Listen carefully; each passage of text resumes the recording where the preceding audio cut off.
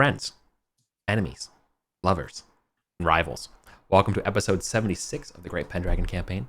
We are in the Conquest period, and joining us is special guest Kira, notable famed former Pendragon player, but most known for being an incredible game designer.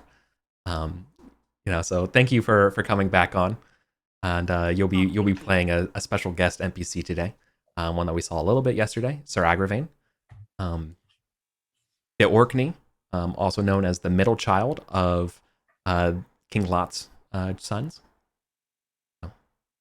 Also, Sir Agrivane the Proud is another part of what they're known for. You are a very famous knight. It'll be fun. All right. Yeah. Where we last left, we were about to go to court for Arthur during the Easter kind of festivities. You all are going to Carlion, which is over in Wales. We know we've seen Carlion a few times. It's also sort of like a bigger than normal fair for Easter, for not just the king calling all his folks, to come here for Easter feast, for roundtables, etc. This has kind of been sort of like the last hurrah at Carlion, as you guys are going to inevitably hear the rumors that are on the road and such like that. That Windsor Castle has been, Westminster Castle has been selected as the place for Camelot, and it's been kind of being renovated right now, which is closer for you all near Salisbury, as sort of the new place of Arthur's realm, and for his new kingdom.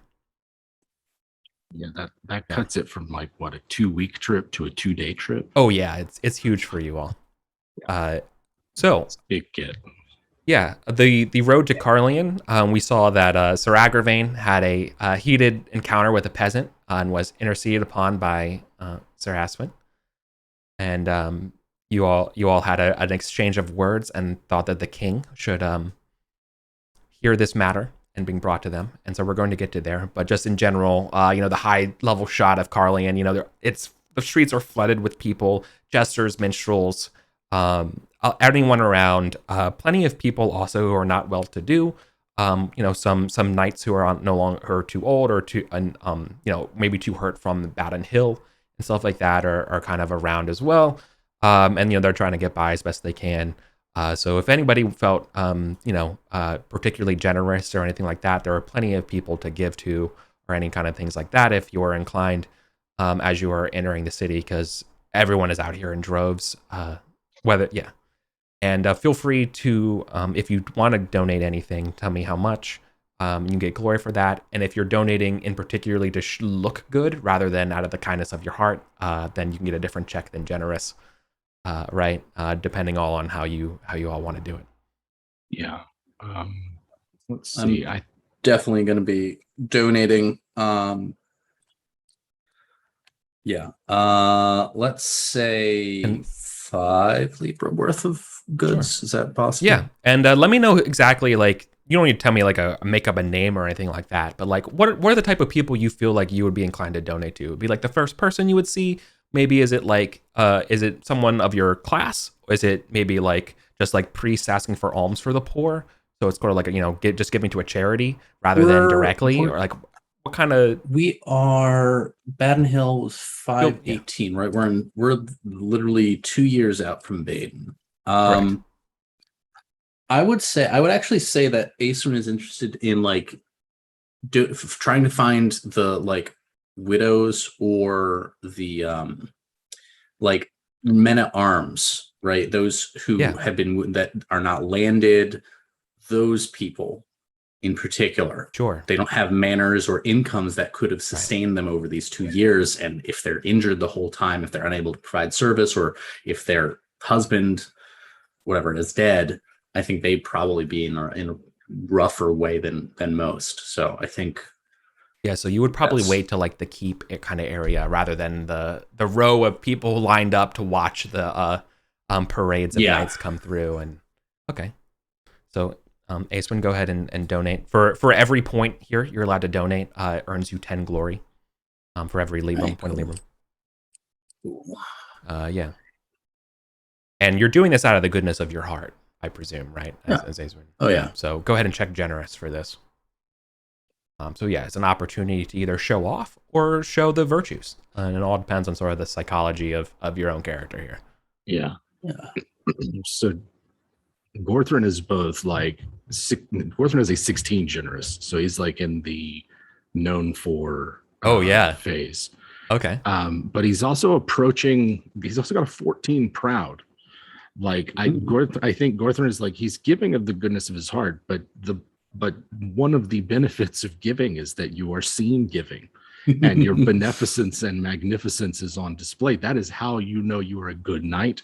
That is how you know you are a good ruler, is when you share and spread the wealth. And so Gorthrin will give generously, specifically those who, like he doesn't do this with his own peasants, but like widows and the sort of urban poor, like that kind of thing is where Gorthrin's at. Nice. Oh yeah, totally. And those are sort of the first people around the gates that sort of are that you kind of see, and yeah, so you shower them with their librum, and they praise them for the glory of the Round Table Knights, and thank you, Sir Gorthrin, the mountain, the rock. They're like blah, blah, blah, thank you, as they praise you. Mm-hmm. Yeah. And 5 libras sounds good. Have the pages shower them with the denarii. Yeah. And yeah, I really want to emphasize here the difference than the normal like Easter feelings. This is different. This feels bigger than normal. Maybe ever since Baden, just something in the air has changed around this area rather than just being a normal greet popular event. There's something a little more to this. And we're coming with our full, like, this is everybody. So it's our all of our families, all of our retinue and house knights, and just like 50 something people. And what about Sir Agrivane? I think Agrivane is still salty for being called out for treating peasants poorly, and so wants to one up our other knights here in showiness, at least, kind of just to stick it to you both of them type of attitude, and it's blatantly obvious to the both of them. Oh, I love that. Oh, that's really good. Oh, the generous Sir Agrivane, the generous. Thank you. Yeah. I imagine Agrivane on top of this beautiful horse. Oh yeah, looking very just beautiful himself and perfect, and tossing coins to fawning poor people, the worst, the saddest looking people, just it's just a giant photo op. Yeah, it's like a giant. Yeah, right. It's a deliberately. And you're doing it in a way that's designed to overshadow the generosity of our other knights. Yeah. Yeah. Okay. All right. Well, I don't know if he succeeds. Yeah. I would leave it up to the other two knights to feel like, do you see this happening, and how do you take this as do you take this as an affront for what it is? Is this just another way of getting to you? Do you keep it cool? The question is whether Acewin keeps it cool, because I think Acewin knows exactly what's up. That as Kira said, I don't think this is subtle. Yeah, not at all. So, let me take a gander. What my proud is? My proud is 4. So I think this will grate on Acewin quite a bit, but it is not something that she's going to act on. Right. Just kind of mental note, but I think this is contextualizing that this issue with Agrivane is not going away. Yeah. This is not a one and done on the road. This is the flavor of the event. Look, I love that, because there may be only one main road to Carlion into the castle, but you'll certainly take the high road. Nice. So nice. I'd like to see what how meanwhile Gorthrin, what the oracle has cracks to say knuckles, looks at his sheet. Yeah, I'd like to roll modest versus proud, because let's see, here goes proud. Yeah. Now Gorthrin is certainly you're certainly a peer to Agrivane, both being roundtable knights. Yeah. Oh, yeah. Oh, you fail your modesty and you pass your proud. very So bad success you proud, do take this in bad form, or either you don't. It doesn't mean you have to address them right now, but it does make you make have a note of bad that. poor disposition to What's up with Agrivane. what's up with this act of generosity? What's up with the competition? So is it? However, Gorthrin's not to be outdone and is going to donate a further 3 Libra on his way in. Oh, okay. Because his pride is he is acting on his pride. Check pride, check pride for this for sure. As so I would leave it at that. Agrivane still gets kind of the last laugh here, but you're trying to like equalize to Agrivane as we move on into the Justice event. Yeah, what's another 3 Libra compared to Agravane's display? He's not going to let it slide. This is for him. You're asking like Obolat, your squire, like how much did he donate? 15. Okay, I got 15. Yes, your mom's give me 5 more. Give me like let's go. Give me the coffers as you're trying to match. I love it. Yeah. Okay. That's great. Yeah. All right. Medieval SpaceX and. All right. So before we have the scene with Arthur, I want to have both either of you have a chance to have sort of like a private scene with maybe your own counsel before you want to talk to Arthur, right? You know, Arthur's had a busy day at court. He's obviously, appearing with Guinevere any chance and having all these conversations. So the fact that you can discuss this sort of, what happened with this peasant, it's not the greatest priority at his party, but he does give you the time of day, and he's going to actually have it sort of like to his whole court rather than just a one-on-one, in his office. Good. Yeah. So would you like to have? So I'll start with Acewin because technically Acewin you have more glory than Agrivane. So Acewin, would you like to have a scene with like Gorthrin or like someone you would really trust about like preparing this thing? Just like going into what Arthur is going to want is your telling of the events, and how this does not adhere to chivalry, right? Okay.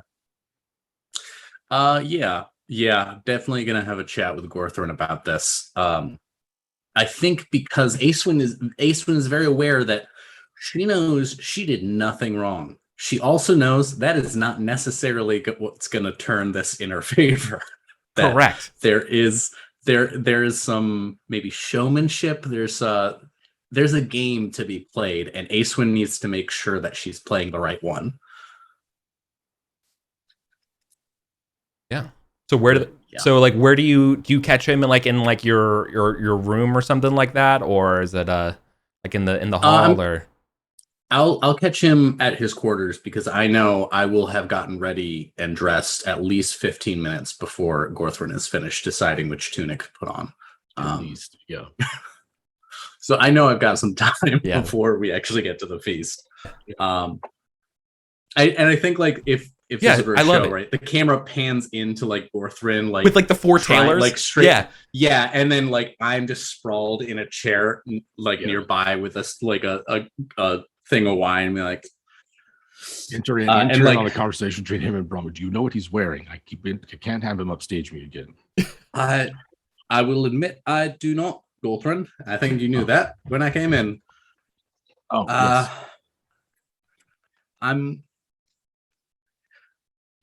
I feel a bit out of my depth here, to tell the truth. I've told you what happened as it happened, and I have this feeling that as it happened is going to change as soon as that mustachioed bastard opens his mouth. Possibly, yes.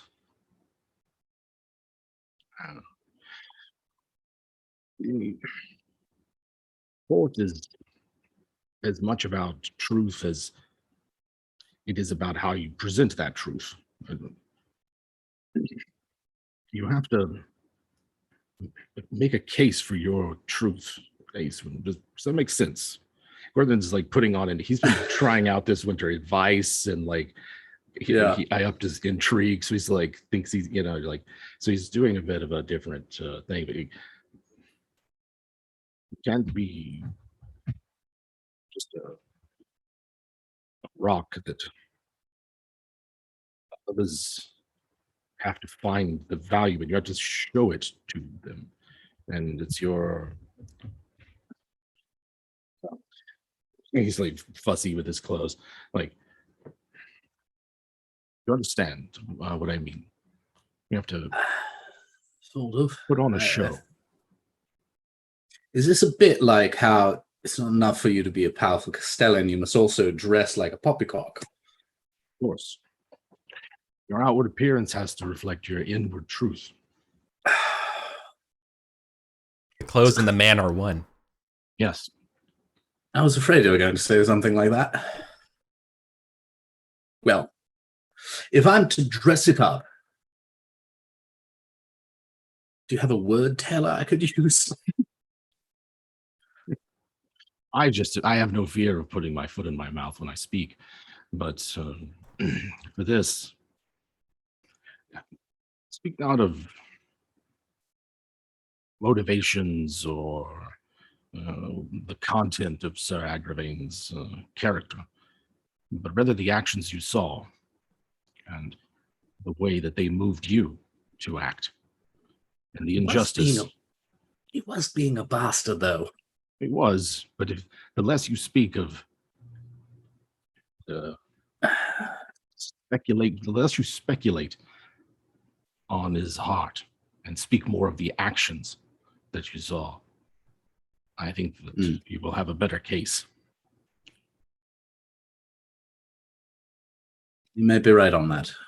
I shall endeavor to keep it in mind. And if it should conspire that I am stripped of my titles and lands, I hope you'll take care of my wife for me. Certainly. Do you think purple is too ostentatious to wear today? Yeah, and it moves on. That's perfect. All right, Kira and Sir Agrivane, do you think Agrivane would have a scene for council? Do you think, maybe you would talk to your brothers or like a druid or like the concubine that you're with, whoever? Do you think you would have somebody who you would be running through sort of, the events and what you want to tell Arthur for council, or do you think you're ready to go? I was imagining Agrivane like getting ready, like tightening a tie or something in front of a mirror and just like venting to somebody and like needs someone to lift him up like beforehand or something, like, obviously I was right type of thing. Oh yes, you're always right. Oh yeah, you need a toady to yeah, exactly, right. Oh yeah.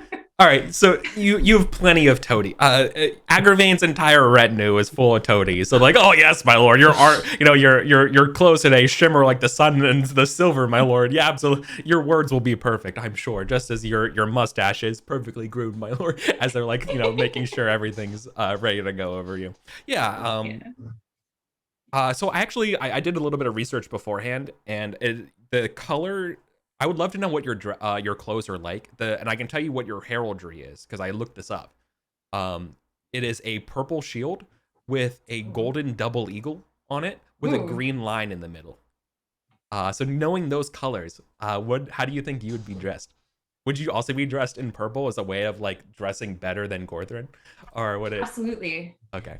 Yeah, and Awesome. Probably like purple with some kind of like gorgeous embroidery on it or something, with like a very ostentatious golden cloak to match like the golden eagles, as though it was like wings. The wings. Oh my god. The eagles. Yeah. God. Ace, when you show up to court and you have to go against this. Oh yeah. Okay, I love it. I think Aesun would ask to use Gorthrin's tailor if possible, or absolutely. If you'll recall, I've been having Aesun dress herself for like the past couple of years. Right. Agravane's fashion skill here will be 15, and I need Colin also to Aesun to test fashion. Oh god. Yeah. You can either just set the skill to it or just roll d20 under less than 15 and just see if it passes. All right. Uh, Literally a coin toss. Yeah, I forgot. Yeah, Kira, by the If way, you use- I haven't if you did use a not tell you how Bronwyn. the sheet works at all. I'm really sorry. Oh, I see it. okay. I kind of remember. All right. I don't have any numbers under fashion though. Like, Yeah, it's there's 15. no- Just put 15. Just type Oh, I 15 see. into it. Yeah, it'd be good to go. That makes sense. That's with like the bonuses of your tailors and people helping you out. Yeah. Do I get a bonus for Gorthon Sailor? Yeah. Bronwyn has a fashion of 16. So you get So that that's- Hey. a I 9. forget. Do you have to roll under? Yeah, I it's forget. Price is Right rules. So you have to roll under the number, but closer to the crit threshold. All right. Oh shit. Oh, Okay, so Okay. so you both pass, so you both look great, and it's not like Ace one's going to be like flustered or anything like that, but there's a definite advantage here that Yep. you do look better for the court, Agrivane. Mm-hmm. And everyone does see this. So let me describe sort of how Arthur is going to do this, because it's kind of like you're in front of the round table as well as sort of the exclusive people here for court. Arthur kind of rises and gets everyone's attention. Arthur right now is like, I think he's like 28, I think. no. He's young. Next to him, young Guinevere. And he's like, my knights, I have come here because of a question about the code of chivalry and how we must act with respect and kindness. So I will have no jeers, jests, or hollers, as he like points to the different corners of the room. You know, as we discuss the code of chivalry in my court, and all the knights and everybody kind of in like one do that sort of like hand over heart, like as you wish, my king, and kind of uniform. So this is kind of like a pretty serious thing. And I think there's a brief moment as you two are like I wish I could have done this on Roll20, but I kind of wish there's a picture of maybe like you two are kind of together, sort of in front of sort of almost like a half circle of the knights, and with Arthur and Guinevere and kind of in the middle, so sort of creating like a crescent, like an arch around, and you two are kind of in the center of the arch so like both of you are next to each other. Is there anything you want to whisper to each other before we begin? Ooh. Let me roll. Agrivane will say, "This is your last chance to give in if you want to, gracefully." Oh God. And you feel modesty. Okay, perfect. So you don't. Yeah, okay, I was. Yeah, I was trying to see. I was rolling to see whether he does, whether she does the like annoyingly higher ground thing, or like so graceful about it that it's clearly trying to push buttons. But I think yeah. I think Ace was just gonna aside be like, I sincerely hope that you leave this court mantled in as much shame as you're mantled in finery now. Your funeral. All right. Now. That was a good insult. That was really good. Now, as with all things about chivalry, I will ask each of these knights to show restraint and respect to one another as you show respect to the court, and how we show respect to God. So please, when you are ready, please explain your position and the events as you saw them.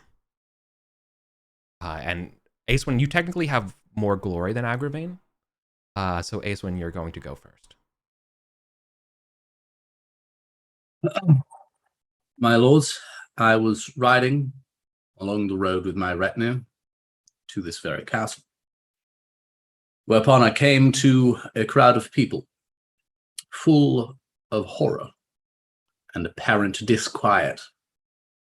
For amidst them was a knight whom I did not recognize, beating a whom I did not recognize. They were by an ox cart at the side of the road. The ox had been slain with some dolorous stroke of the sword, and on my sight, the peasant themselves looked near death from the blows they received. I intervened, as I could not immediately come to mind what sort of act a peasant might do to deserve such a fate. I was informed by the knight that this peasant had failed to make proper observance of status, station. And for this reason, the knight had apparently slain the ox and come on some dire violence to the peasant.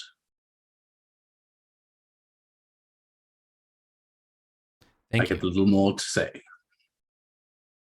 That is enough, Sir Aswin. Thank you very much.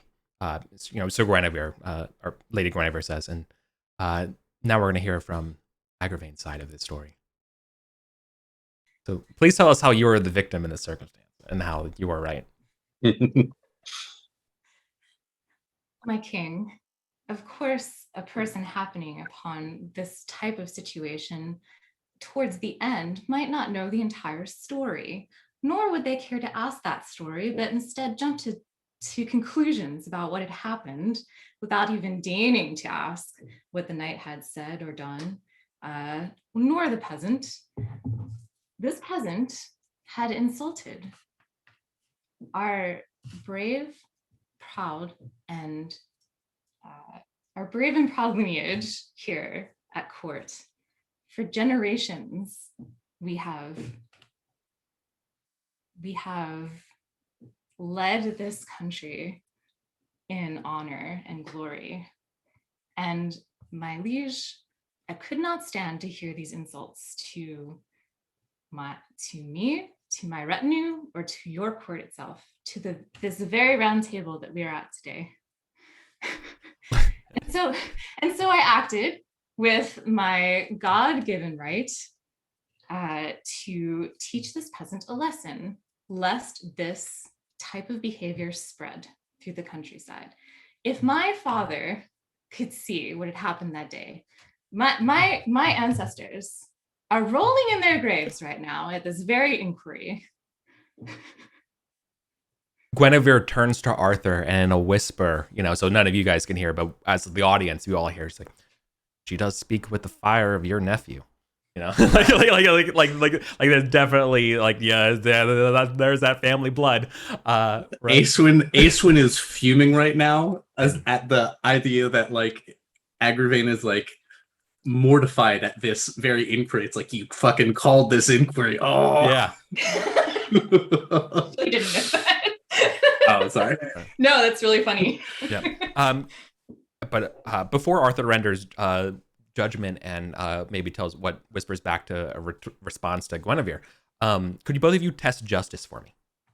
Okay. Yeah. To see who had the most convincing. Son of a bitch. Oh, okay. Oh. That's a one. Wow, I have a weirdly high just. Yeah. Oh, but you failed.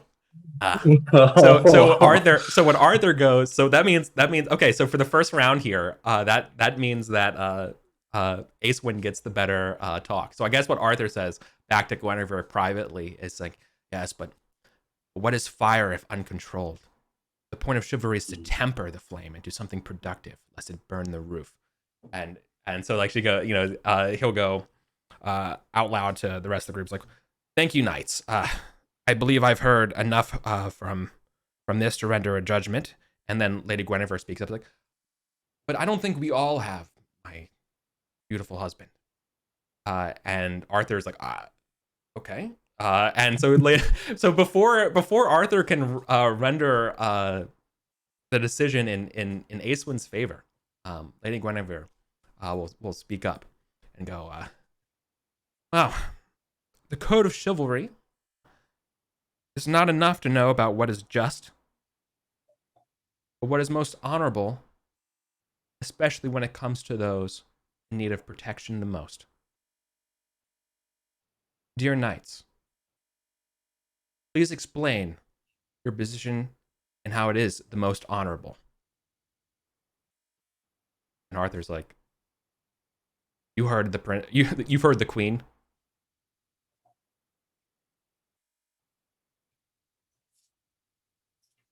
Is Acewin up first? Yep.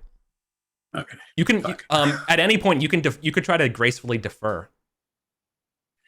I think you could do that with a courtesy roll.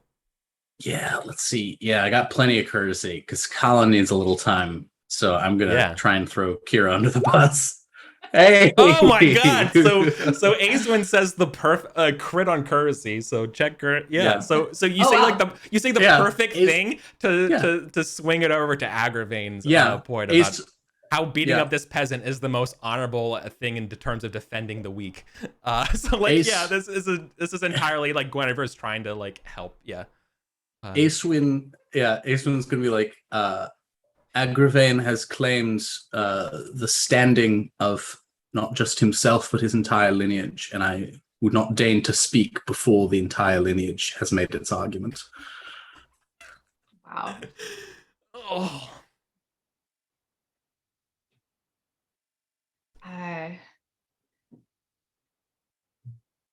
This is honor. This is a tough one.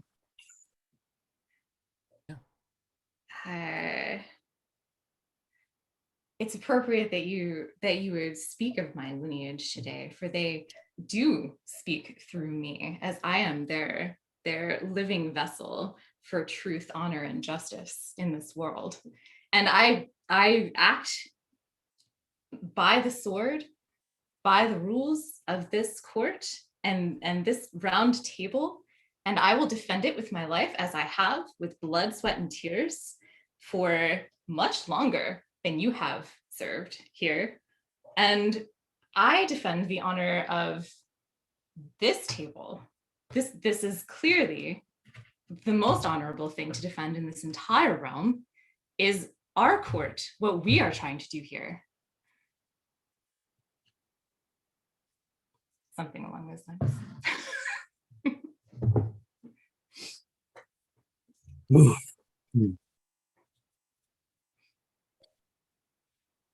I am just a vassal knight from Salisbury, certainly not mantled with the responsibilities of this high table. But I look and I see the members of this round table, and I ask, what knight here should not hold to their own honor?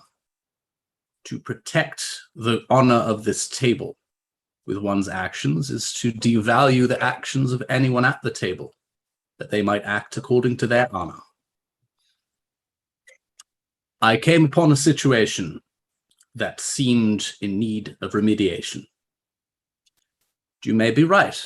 I do not have the whole story of it, but it seemed to me that honor is a moderation of the passions, being neither too cruel nor too kind, being neither too proud nor too modest. And in that spirit, I thought there no great harm in pausing the violence to determine whether it was justified in the first place.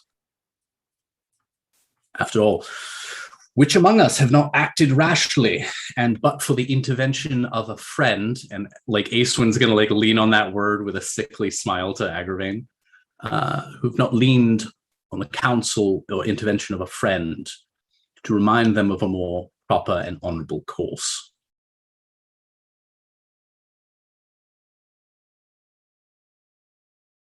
They both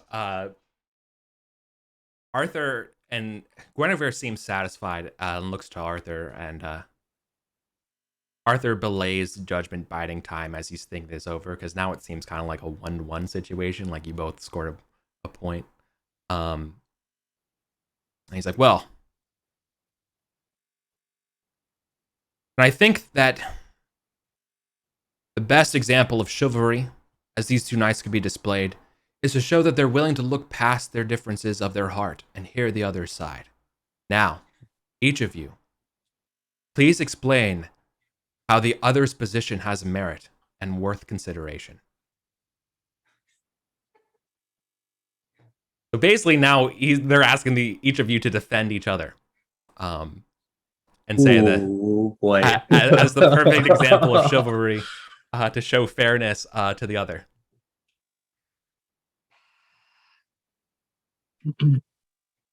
I have said that honor is a moderation of the passions. And one of those passions is mercy. Too great a mercy makes a mockery of justice. All of us are tasked with dispensing the low justice to our peasants. And this justice is not always kind. This justice is not always tidy. It is not impossible that this peasant deserved every righteous blow that descended on him from Agravane's fist. I beg not that I did the right thing, but that I intervened so that I could be sure the right thing was done. Who here has not beaten a peasant in their day? So, Nice. Why, Gulthrin's father, Erwin. Yeah. Jesus. No, Erwin was always too kind and got called a necromancer. Yeah, the long story of that is that Erwin was too kind with his peasants, and they took advantage of it and thought he was a necromancer. Yeah. Actually, Aeswin could invoke Gareth, because Gareth was notoriously a dick to his peasants, and they loved him for it. Yeah, it's so weird. He's a random. Yeah. Yeah. Yeah. We are ennobled by our station, and it would not do to stoop down into the dirt with these peasants. They must have someone to look up to. So there's your case. Now, Agrivane, do you think you're in a position to show restraint and show that perhaps there is some good words said by Aeswin? Agrivane is fuming on the inside. It's probably pretty obvious that he's pissed. White that knuckled. Asked him to do this. Yeah. Mustache. Yeah. Trembling. He's like gripping his sword handle or something in frustration. Yeah. Oh yeah. Just completely like white knuckling it. Yeah. Yeah. And he says, I suppose for someone who has been serving this court for as long as I have, there is some merit in listening to some new ideas. Through gritted teeth. That's the best ever gonna have. Well, let that be a lesson to all these knights that it's only through discourse and seeing the other side that is the true sense of chivalry.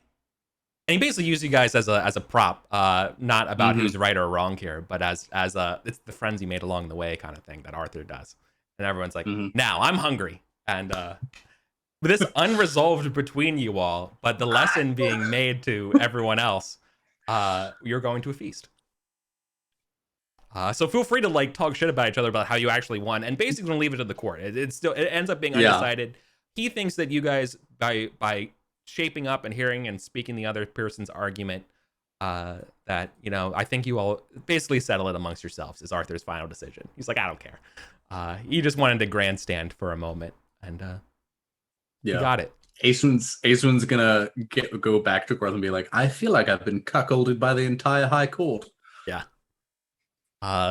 You can feel that way as well. Yeah, like if anything, you both can feel slighted by Arthur and the sharing of a common enemy. And that's also kind of what he's doing. That making it what so a jerk. Good. Yeah. I thought the Queen's question was settled the matter.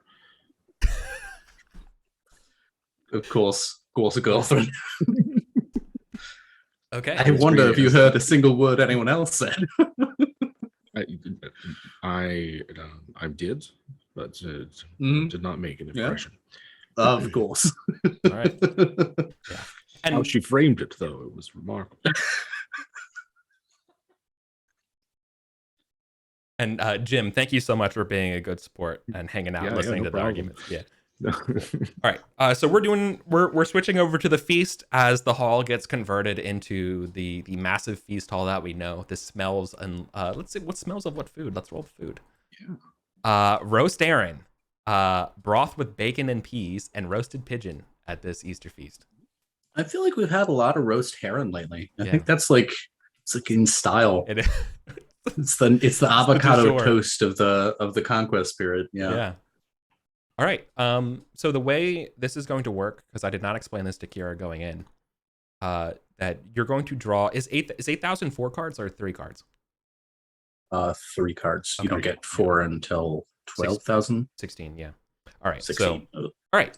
So we're just going to take turns drawing 3 cards from this feast deck and choosing the one that we want to answer. And we kind of spoof it up and describe sort of what the scene's kind of like and how this works. But right before we do that, we have to test how we look and sort of where we get seated in this feast. So you get to roll your fashion rolls. So you, again, Kira, Agrivane can roll with a 15. All right, so we pass to the fashion. And I think when you pass your fashion test, you add a 1 to your appearance, right? Yes. All right, so then And you can additionally spend Libra to get even more +1s. Yep. Yeah. Representing like literally buying jewelry that's in fashion. That's how Gorthron does it. Yeah. So the What is your idea, appearance? it's one of the core stats of your character, like strength, con, and stuff like that. And this determines your placement in the actual feast. And it's all about the proximity to the salt and the high table.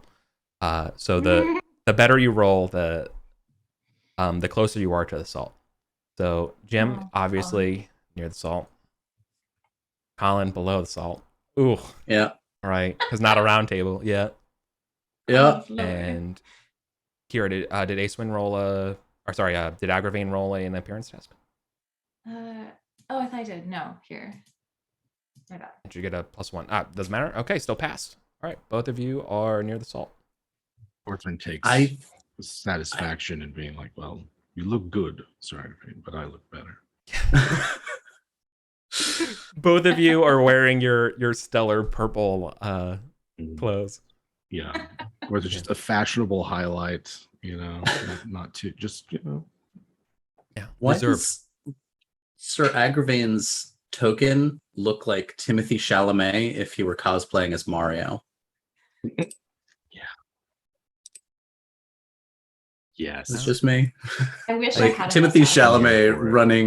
running a pizzeria. That's Kind of, he looks like someone else to me, like someone from Game of Thrones. I'm trying to place it. I can't. There's like an actor. Yeah. the other. I was also thinking like Gorthron is not Sacha just- Baron Cohen. Weirdly enough, like Yes. something about the head 100% shape. is Okay, yeah, I 100% think Sacha Baron Cohen. Yeah, I see that.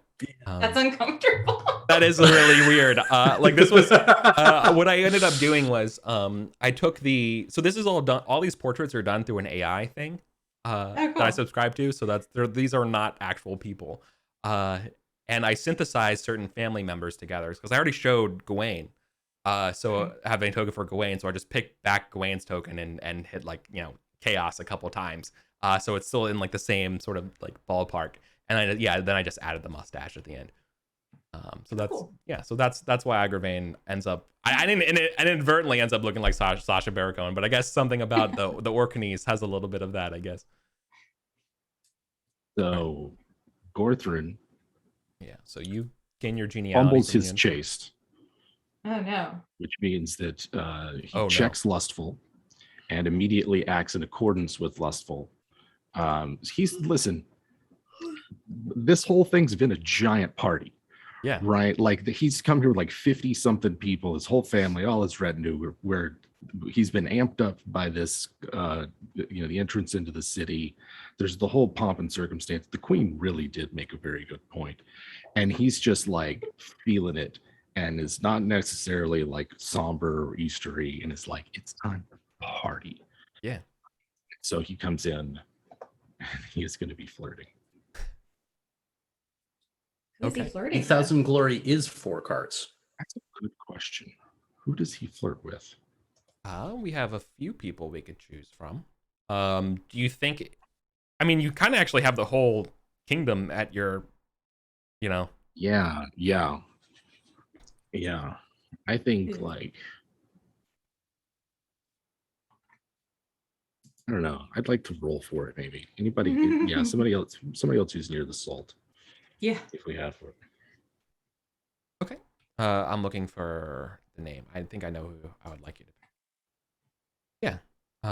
So it's named Lady Ariette.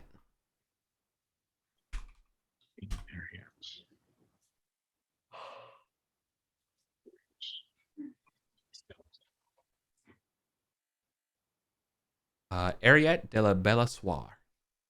And you Ooh. crit your flirting. That's Ooh. glory. Yes. There's +2. I love that you gain glory by flirting.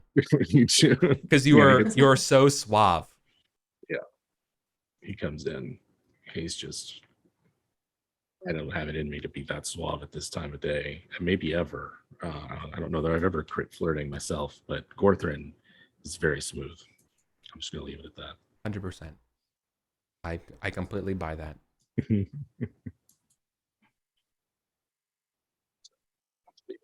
That's his turn. Yeah, I think Lady Ariette is has quite a few suitors, but with a crit of flirting, you're the one who ends up winning, right? Yeah, and Gorthrin's just like, just eat your hearts out. You're the only one who can like match. Like she's clearly like a little disappointed in sort of like the duel of wits that happens at dinner and stuff. But you're the only one who seems to be like a good opponent. Yeah. Yep. Love it. Or actually, to make it even more topical, something they discussed the Dolor Stroke, and you've actually like visited it, and you know Sir Balin, right, from when it went away, and so like you're the guy's like, oh, I've been there. Remember the Bridge of Swords or whatever, and so like I think that helps with the flirting, is that like that's so like there's a thing of so there's this sort of like hypothetical rumor driven thing about like sort of the wasteland and the Dolor Stroke, and you know that's beginning to percolate more and more and more and more about where Sir Balin and Sir Balin brothers killed themselves or died fighting each other, I should say, and the Dolor Stroke and the sword that Sir Balin used gets put into like a rock of saying like only like the most honorable knight will pick up this rock or pick up the sword again. There's this great tomb of like, here's like one of the greatest knights that ever lived, all these things. And, you know, there's all these like myths and rumors about this place. And you're like, that's not how it is. There's and there's this rickety wooden bridge that only like, you know, the best knights can go there. And, you know, they're Gorthrin like sipping his wine, his Moscato. And like, you know, the first thing looking at his hair and going like, the bridge is made of iron. Yeah. You know? Like, I'll tell you how it is. Yeah. Yeah. And like, you tell him like, it's as sharp as a sword. And like, you know, like it's like, oh, you've been there. It's like, oh, let me tell you. And like, no, now you have our attention because you're one of the few knights who's actually been there. Yeah, he has. I like that idea. Yeah, so cool. So you guys can talk about that a little bit for the first round. Yeah, sounds good. Yeah, Agrivane, is your turn. You don't have to do the flirting thing, so you can draw cards. Oh yeah, I will. I think Agrivane is angry drinking and trying to. I don't know. He's Gawain's brother, right? So they're probably both drunkards. Absolutely. And will the card tell me my other action? Yeah. You can draw. Okay. So what happens is you can draw 3 cards and pick of those events of the cards that you want to have, and just just play them down to the table. We can all see them. Click to draw. There are some cards that have like a little gauntlet or something, which is like that's when the Lord of the Feast calls you, and then those are the ones that you have to play. So there are some like you don't end up getting a choice from them, but other ones there are plenty open that we can have. Looks like we got one. They're very small. Yeah, we can press Z to make them larger to see what they are. You got King of the Bean. What is that? We're still not sure. We don't know exactly, but you don't have to pick this one. But King of the Bean is so everyone gets a cake at Easter, and only someone like puts an uncooked bean in it. In one of the cakes, and when you like eat into it and you have the bean, or it's a symbol of like good luck and like you're sort of like the lucky person, like you won like the lottery kind of thing of the group. And in some situations, that means you have to get dressed up, and they like dress you up in sort of like this kind of attire, either like Cupids or something like that, where it's sort of like this like big huge thing, or kind of like a gesture thing, and everyone's like, oh look, it's King of the Bean, kind of like it's sort of almost like an eating drinking game. I don't know the exact origins, but you don't have to pick that card. But it does give you a lot of... right now. it is. For the rest of the feast, you draw cards in preference to any other activity. If you Okay. have any other keeper cards in play that prevent you from drawing cards, discard those ones. When you have King of the Bean, you cannot play another keeper card. Yeah. So basically, what this would mean is you would gain an immediate +3 geniality and glory for this. But Yeah. but to pick King of the Bean also means that you kind of like people will kind of take the piss out of you, and I'm not sure if that's something that Agrivane does. You know what I mean? One of the potential names is the Great White Stag, though. That sounds pretty cool. What were you gonna say, Colin? I'm sorry. No, I was looking into where it comes from, and it is not complicated. It's just like a thing that they did during these 12th night feasts. But some of the cool things, like if you were the Bean King, right? If you got the slice of cake that had the bean in it, you would get a paper crown, and whenever you took a drink, everyone would shout "the king drinks" and would also drink. So you kind of get to dictate how fast everyone's imbibing at the feast. Oh, that's awesome. That's pretty cool, actually. Yeah. Yep. That does seem in line with Agrivane's agenda. Nice. More food. It reminds me of the baby cake or whatever for Mardi Gras. Yeah. Yeah, so I think there's lots of cakes like that in medieval. Yeah, like it all riffs off the same. They weren't known for their originality. Now let me ask you this, because this was unexpected. Do you I feel like when you win King of the Bean, I kind of think maybe like one of your brothers, like Gaheris or Gawain, kind of like gives you like a wink. Like they kind of set this up as like a thing for you as a win for you. Do you think you pick up on that? Absolutely. I feel like we're like close. Yeah, absolutely. Yeah. The three Orkney brothers, they're we're up to no good all the time. Absolutely. So and I think they're kind of want you to push everybody to drink a lot. I think that's probably also the gist of it. But they'll leave it up to you. I think maybe they maybe know that I'm pissed, and this would make me feel better too. Yeah, exactly. Like it's your brothers looking out for you, and so they probably did a little bit of things. Like Gawain at this point in his life also is just like a huge, just like he's with Gorthrin in terms of just like the number of people he's like around with right now. So he just kind of just has like a bunch of guys and ladies just around him, like talk to him, and he kind of like the most interesting man in the world kind of thing, and gives you like that sort of like wink, like with like lifting up his cup of wine for him. It's like, yeah, like you got this, brother. I got you. I took care of you. Sure. Yeah. Let's do that one. It's the most fun. Okay. Love it. Yeah. So yeah, I guess. Oh, go ahead. No, you got it. So yeah, so the turn will be then you gain the King of the Bean, and it's like your brother kind of like set you up for it, and now, but I think the question that remains would be, like, how do you make everyone drink a lot starting out, or is it kind of like a well, Agrivane like pounds his empty mug on the table and asks for a refill, and then begins an Easter drinking song or something. Like he just starts up slow, and then like everyone joins in the song, and then by the end of the song we're all done the first round, and then he shouts another round. Love it. The king drinks. Love it. All right, I'll put the card over here too. Cool. I'll put the other ones down here. Cool. That leaves Colin. And we do this the card drawing thing 3 times around for the feast, because there's 3 rounds of feasting.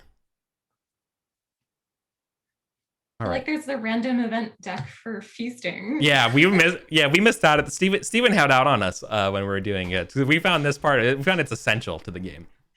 Yeah, it's super fun.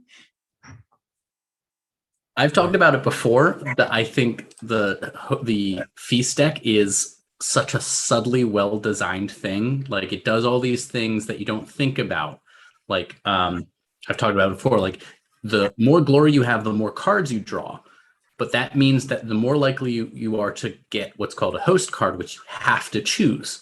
And it represents, as you get more glorious and well-known, you are going to be at their attention more often, and you don't actually have the option to party as wildly as some of the lower table. Did I have to roll something for that or add? No. This Anything to this event okay. you don't have to. But by the end of it, you immediately will gain 10 glory. So like your character's glory continues up. But you also gain what's called 3 geniality. Geniality converts to glory at the end of a feast. So like as an NPC, it's not that super important. But the idea here is that you're now gaining a +4 to certain like courtesy checks and things that happen like in sort of like a feast environment. The idea here is that this is you accruing kind of like social sway during the party of people hanging out with you, and you just vibing with the party. That's what geniality kind of represents. You vibing. Cool. Yeah. Your vibe. So host passes by. The host comes and speaks with you about a topic dear to your heart. So I get to choose my highest passion, I think. Oh, this is this Arthur or Guinevere? Hard to say. Well, the passion is love of family, so that might I think that might dictate it. Arthur. I think Arthur. I think it's love of family. I think it's Arthur because I think Arthur will bring up the point about Agrivane being family. Right. Yeah. Yeah. Yeah. That's good. That's good. I tried to be impartial to my nephew. And kind of things like that. And what kind of thing do you want to tell Arthur? Arthur's a little rosy cheeked, by the way, right now. Justice is much easier to do when it is a peasant whose name you don't know, rather than a gloried knight who shares your blood. But I shall not spare the rod and spoil a child within my family. Too much deference to blood, and one loses the thread of justice, thread of how things ought to be.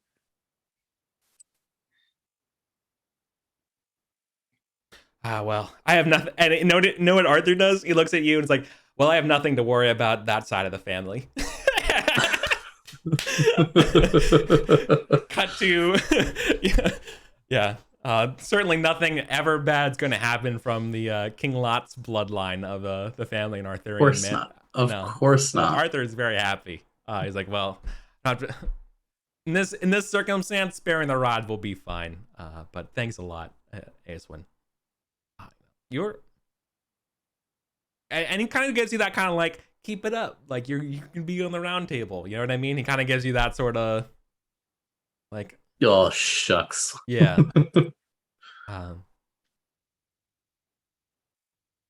That manager, like, you could go further, kind of thing. Love it. All right, Gorthrin.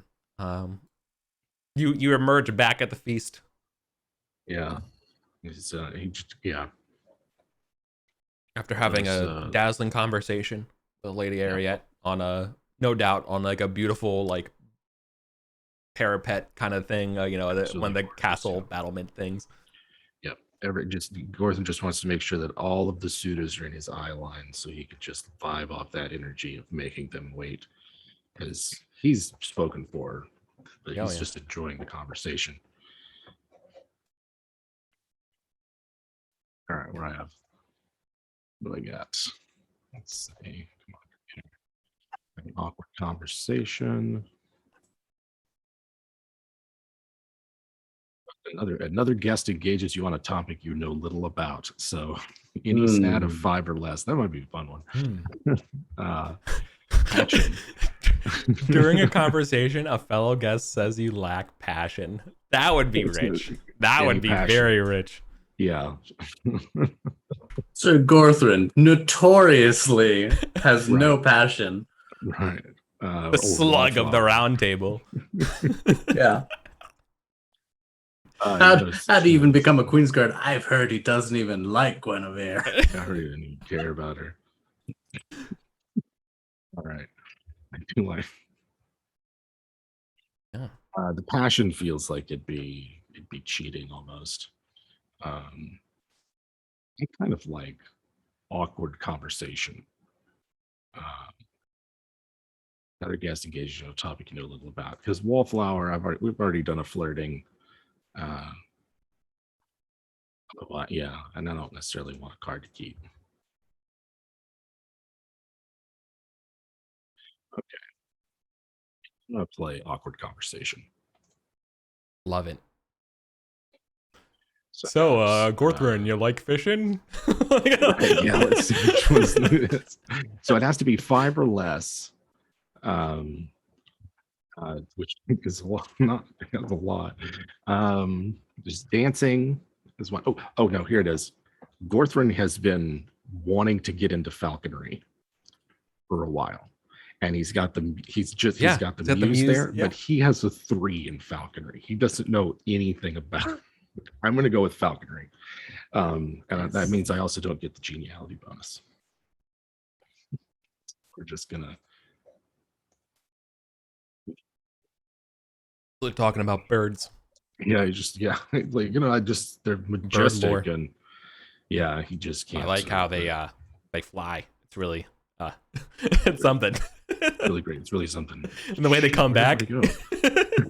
Yeah, you just come right back, and you wear that glove, and it's, I don't know what it's called. Yeah, they're like, oh my dear boy. It's just like Jesus. This is me trying to talk about sports with my brother. That's yeah. Oh. Yeah. All right. Let's go. Yeah. Gorthrin's now like finds himself. Where did we go? Yeah, more drinks. Oh, thank God. Yeah, like the guy comes over and just immediately just fill up your wine glass. I love that. So then you hear the king drinks. Yeah. nice. Yeah, just absolutely adore how they bird. All right, Kira had to get up for a second. So, Colin, do you want to go? Yeah. Got a good one here. Actually, what's my romance? It's not high. I don't think I want to do romance. Yeah, my romance is 1. No, not going to do that one. Because that would be a good one, but I think I need to pump up my romance first. There's no penalty on a failure, but yeah. I'm going to go with great deeds. Okay. Modest versus proud. Several knights ask you to tell of your great deeds. So, like, I think. Yeah. Go ahead. Oh, I was going to say, this probably dovetails back from the conversation about chivalry earlier. Mm-hmm. And they're like, oh, like, that must have been really impressive to talk to the king in Agrivane. And they're like, oh, it's not as impressive as, and then you describe these great deeds. Yeah. Yeah. Okay. So let me roll first the modest versus proud. All right, so passes modest, and I very much felt the idea that you somehow got stuck in like the Cornwall corner, and like you're talking to all these Cornish knights.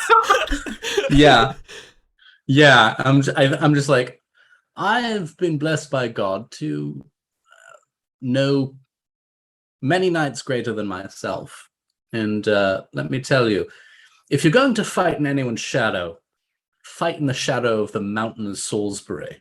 Have I ever told you about the time we captured a king? And she's gonna launch into like the capture of King Roy. Yeah. Oh yeah. And the half giant, right? The half giant. Yeah. Yeah. With Sir. There Sir I was, surrounded by giants. Yeah. Right. And they're all like encapsulated. These Cornish knights, like these like baby Cornish knights that somehow got near the salt. They're like, oh my God. And then what happened? And yeah. And I had to wait 3 fucking years to get paid for it. The king drinks, you're in the background, and then like yeah, exactly, right? So everyone's having a grand old time hearing about the great deeds of King Rion, the capture of King Rion. Yeah, one of the major things that propelled you all up in glory and riches, for sure. Yeah, I love that. Good story. All right, Kira, as you got your water, I skipped ahead to Colin to grab cards, but you can go ahead and go yourself. So I picked 3 before. Should I pick more cards, or do I need to pick from those 3? Oh no, you can pick. You draw cards again. Okay. And if you have 8,000 glory or more, you actually draw 4. So then you would draw an additional card because you have at least 8,000. So much glory. All right, let's see the different cards. First one is Pagan Pleasures. A bard sings of the pleasures of feasting. Mercy, my lord. Several ladies ask how merciful you would be if you're confronted with your hated foe. That seems pretty apt. I mean, so does the Bard's one. A lady's favor, also very good. And tired. You feel exhausted and think about retiring. So maybe not that one. But you got some good cards here, Kira. Yeah, you can always just hit Z or just kind of zoom in on the card to get an idea of what they are. But yeah, it's your choice for the ones that These are all very good. They are. You are the king bean. You have plenty of choices here. The Mercy one is hilarious. Yes, let me give you a propaganda speech about how merciful I am. Yeah. Pagan pleasures. I do what I want. With the lady's favor, would I actually have like a duel? Orate, sing, or play, I guess. Yeah, exactly. Challenge someone to a dance-off, basically. Yeah. Yeah. We are not in the age of Uther. We are beyond just simple fights. We contend in the arts of oration, singing, and instruments. I think that Sir Agrivane, in his drunkenness, needs a win, so he's gonna go for a lady's favor. Yeah. So that he can just continue to prove how awesome he is in front of everybody. Nice. Gorthrin. I feel like this would be or even Acewin. Like here, would you mind, Kira, if the rival skills, if the other two players want to be involved in this, where you're the rivals? Yeah, that'd be great. Because Please. Okay. Done. Done. Gorthrin, are you in? Yeah. All right, so, yeah. All right. So Agrivane, you get to pick up the 3 skills. The one, the battle, the type that you want. Okay. But I think you're gonna be rolling against the others. I think he's. It's going to be like a poetry challenge, like an epic poem, like a pagan poem to kind of drive home like tradition or something like that. So like who can orate, the coolest poem to everybody and like drive people to happiness or tears or something. Yeah. Okay. I don't think if you don't have an orate skill, roll 2d6 plus 8, and that'll be your orate skill. Okay, I don't have a. Yeah. That's fine with it. You also get a bonus for each genealogy token that you have. Yeah. So just roll the number, and then we'll figure out the genealogy at the end of it. Oh, I forget how to. Is it /R? Yeah, /R space. Yeah, you got it. Okay. So you have a 13, and this round means you get an additional point of geniality plus the 1 from last round and the 3 beans. So you're actually rolling at an 18 for your orate skill. That's pretty damn good. Yeah. So really good. I will do that. Oh boy.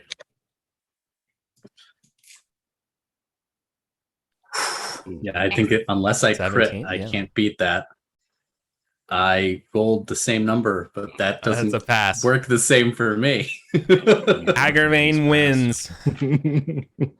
So other knights, it's not just these two, but like that's where we pay attention to. Like Sir Bedivere tries, some other like round table knights try, but yeah, go ahead, Kira. So Agrivane's trying to win a lady's favor, and so he's like picked someone to like romance or something, and so he tells a tale of like a tragic romantic tale of 2 lovers, and like they're star-crossed, meeting under the moon, and how they both die sadly in each other's arms at the end of the story. But it's like a some kind of pagan analog for love lasting forever beyond death or something like that. Oh yeah, and everyone's like, oh my god, that was incredible. All right, like everyone's just like, what the fuck, that was so good. And they're so the characterization was incredible. Yeah, So yeah, everyone is super impressed about the story.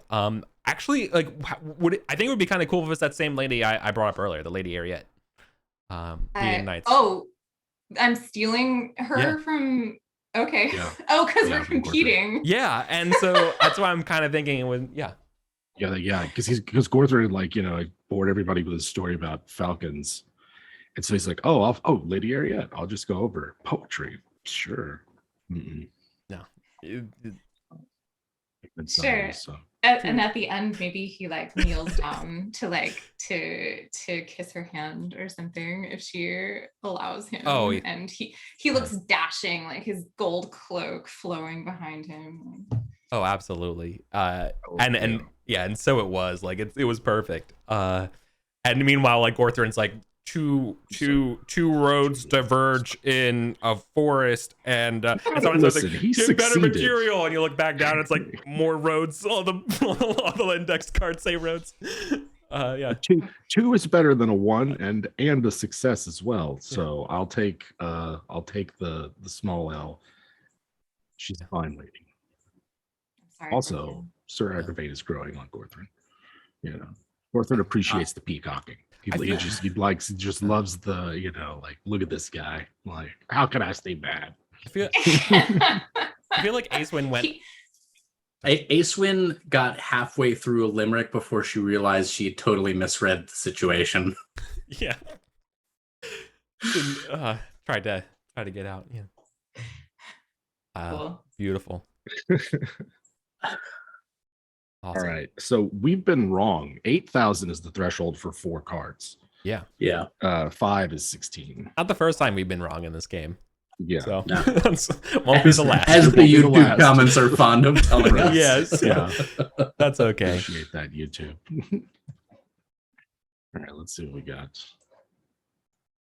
It does not look. I don't think I have a host card. No. The host cards are the symbol is the chalice, so we don't. More drink. Yes, that would be for all players. Yeah. King drinks out. Good one. The game. Oh yeah.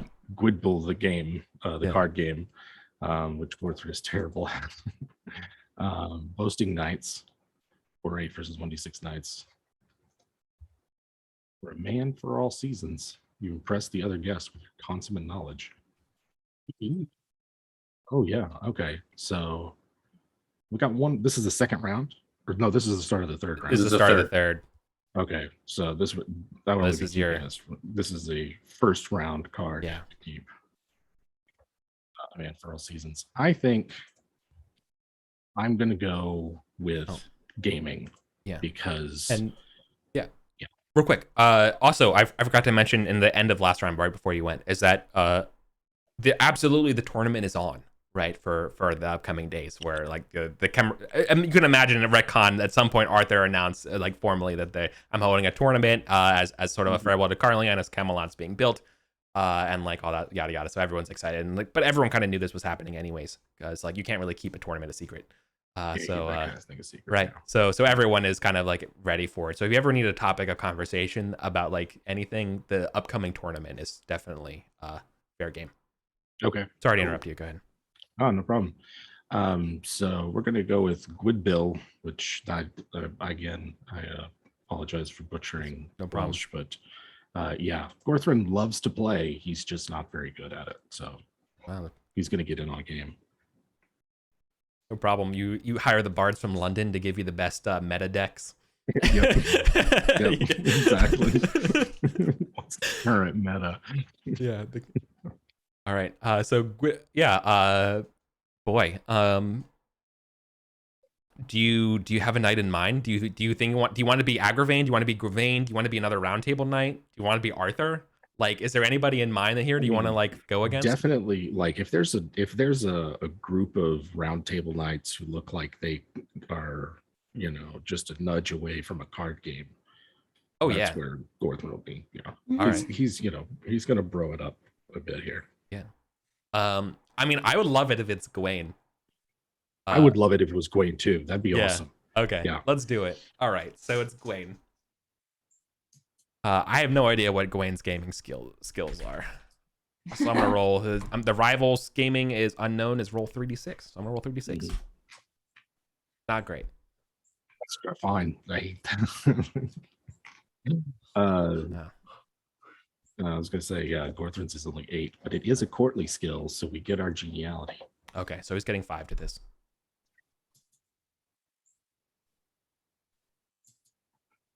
Yeah, that would have been a crit. Oh, 3. Oh, so you best him. All right. Bested Gwaine in cards. Wow. That's check. Yeah. Gwaine is a sore loser. Oh No. Yeah. that's not. Man, I would have won if it wasn't this fucking brother got me too drunk. I can't even think straight. Like you know what I mean? Like he's like blaming everything else over it other than his own loss. Sure, Couldn't draw any mana the entire the time. fucking Got no totally mana. mana fucked. Look at this shit. Gorthrin, he throws his cards down. It's just like Llanowar Elf. Llanowar Elf. Gorthrin's Like just a like bird of paradise. Like no counterspell, fucking lands. Counterspell. Yeah, counterspell. Fucking drawing dead every ground, man. Yeah. I don't know what to tell you, Gwaine. Sometimes No, that's the way it is. It's okay. I know. And he like looks over and like sees a bunch of like some guy and a girl around. He's like, I know how to get past this. I'll be okay. As he's like, great playing with you, buddy. I'll see you next. Right. I'll see you in the tournament. See you as he later, like pats you on the side as he goes sees what those two were up to. Totally got this tournament deck at home that would have crushed you. It's no biggie though. I didn't bring it You didn't bring it because I didn't think I was going to play. You know? Yeah. I usually don't play slivers, you know. Yeah. Merlin literally invented Magic the Gathering. Right. Yeah. All right. All right, it's me. Okay.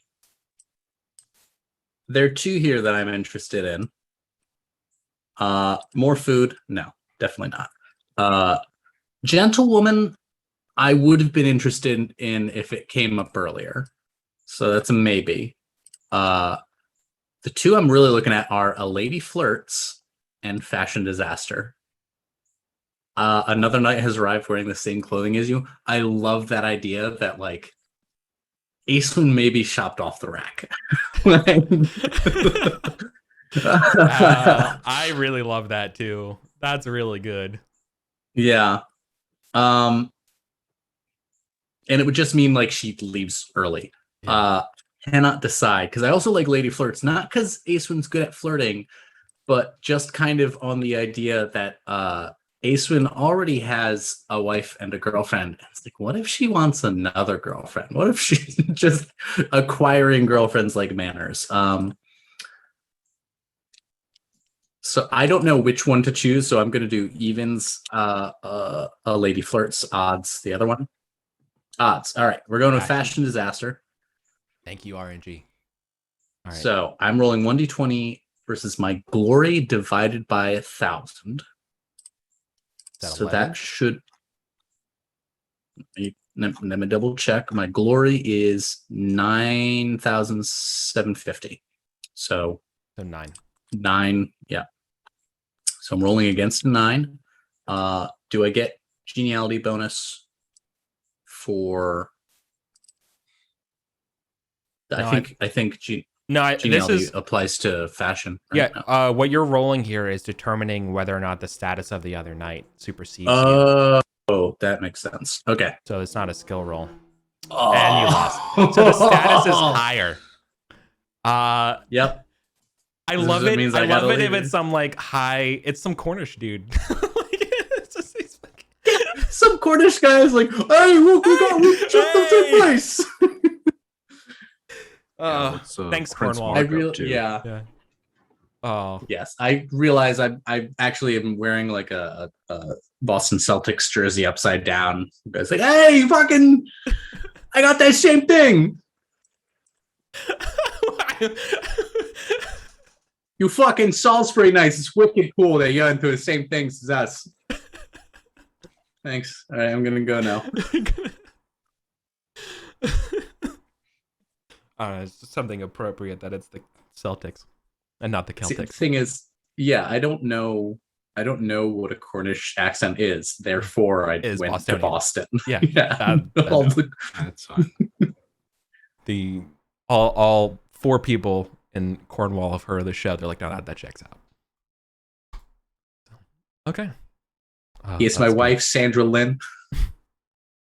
That's really good. So yeah. So are you going to? So yeah, you miss a round. I leave. I miss a round, but it's the last round, so I Yeah. don't super care about that. Yeah. That's a shame. No glory. This is a low glory feast for me. Good lord. Compared to some prior feasts, yeah. Yeah. I'm 20. That is bad. Did everyone have a third round? I lost track. I just drew my cards. Oh, perfect. I just need one. The hostess needs advice. Wayward wife.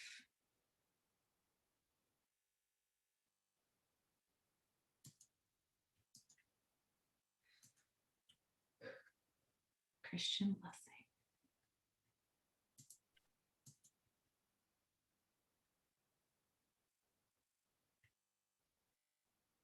Another knight is looking for his wife who walked away.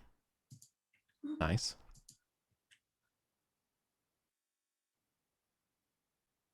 Hostess desires to speak with you about some problems with another lady. Well, that's a feast card or a host card. So it might have to be the hostess needs your advice. Okay. Because it's the because you have the cup, and the cup means it's the Lord one, and so yeah, our glory dictates that people tap you on the shoulders or things. So the hostess in this case is Guinevere. Guinevere. Yeah. Deal. Queen Guinevere wants to talk to you about some problem involving another lady. I don't know. Justice event. She wants to talk. This lady is in debt. Ignoring the knifing part of the source, but let's just go with it impoverished that she's in.